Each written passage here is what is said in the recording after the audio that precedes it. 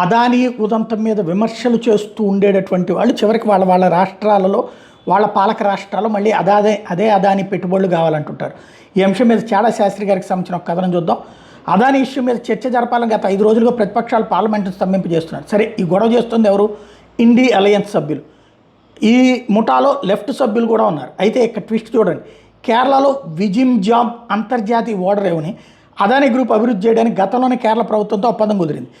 ఆ ఒప్పందం ప్రకారము మొత్తం ప్రాజెక్టులో అన్ని పనులు పూర్తి చేయడానికి 2045 గడువు సంవత్సరంగా నిర్ణయించారు. అయితే ప్రాజెక్టు అనుకున్న గడువు కంటే త్వరగా పూర్తి చేయడానికి అనుమతించే కొత్త ఒప్పందం మీద అదానీ వింజిమ్జమ్ పోర్ట్ ప్రైవేట్ లిమిటెడ్తో అనుబంధ రాయితీ ఒప్పందం మీద సంతకం చేసినట్టు మొన్ననే కేరళ ముఖ్యమంత్రి పినరాయి విజయన్ ప్రకటించారు. ఈ కొత్త ఒప్పందం వల్ల ప్రాజెక్టు 17 సంవత్సరాల ముందుగా పూర్తయ్యేటటువంటి అవకాశం ఉంది. ఈ ఒప్పందం ప్రకారం ఏడాది చివరి నాటికి అంతర్జాతీయ సముద్ర ఓడరేవును ప్రారంభించేందుకు, అలాగే 2045 గడువు కంటే చాలా ముందుగానే అంటే 2028 నాటికే దాని అన్ని దశలను పూర్తి చేయాలని రాష్ట్ర ప్రభుత్వం మరియు అదానీ కట్టుబడి ఉన్నాయని ప్రకటించారు. ఈ వింజిమ్జామ్ పోర్టు ప్రాజెక్టు భారతదేశం యొక్క మొట్టమొదటి అంతర్జాతీయ డీప్ వాటర్ కంటైనర్ ట్రాన్స్షిప్మెంట్ ఓడరేవు. ఈ ప్రాజెక్టు కేరళని గ్లోబల్ ట్రేడ్ మరియు మ్యారిటైమ్ కనెక్టివిటీ కేంద్రంగా తయారు చేస్తుంది.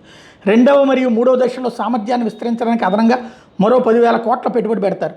ఈ పోర్టులో జరిగే వ్యవహారాల వల్ల కస్టమ్స్ సుంకాలు వాటి వల్ల 10,000 కోట్లు వసూలవుతాయి. సంవత్సరానికి కేంద్రానికి 6,000 కోట్లు, రాష్ట్రానికి 4,000 కోట్ల ఆదాయం పెరుగుతుంది. ఈ ప్రాజెక్ట్ ఇప్పటికే ట్రయల్ రన్లో ఉంది.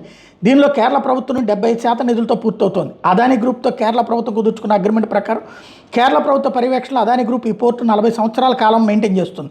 2028 గడువులోగా ప్రాజెక్టు పూర్తి చేసి మరో 5 సంవత్సరాల మెయింటెనెన్స్ కాంట్రాక్ట్ వ్యవధి పొందుతారు.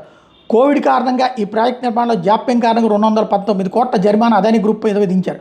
కొత్త అగ్రిమెంట్ ప్రకారం అందులో 43.8 కోట్లు రాష్ట్రానికి వెంటనే చెల్లించాల్సి ఉంటాయి. మిగతా మొత్తాన్ని 2028 వరకు నిలిపేస్తారు.